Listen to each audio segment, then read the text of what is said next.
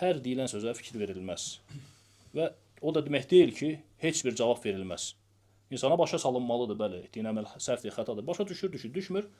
Yəni dərinə getmək lazım deyil. Bu həm insanın axirəti üçün salamatçılıqdır, həm də dünyası üçün.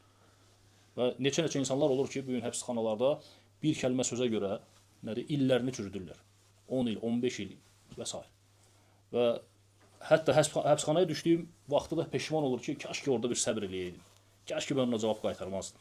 Kaş ki bu söhbət yəni böyüməzdi. Ona görə insan qəzəbini boğmalıdır.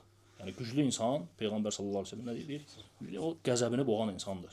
Və Allah Rəsulunun yanına bir sahabə gəlir, deyir: "Ya Rasulullah, mənə nəsihət elə." Nə deyir? "Lə təğdab", qəzəblənmə. İkinci dəfə soruşur: "Mənə nəsihət elə, lə təğdab", qəzəblənmə. 3 dəfə Allah Rəsulu sallallahu əleyhi və səlləm bunu ona xəbər verir. Çünki qəzəb səbəbi ilə problemlərin çoxu elə ondan yaranır. İnsan qəzəbini boğa bilməməsi, səbr edə bilməməsi. Və qəzəbləndiyin anda da nə etməlisən? İlk etdiyin əməl şeytandan Allah'a sığınmaq. Əuzubillahi mineşşeytanirracim. Gördün ki, qəzəbin soyumur, nə edirsən? Dəstəmaz alırsan, 2 rükət namaz qılırsan.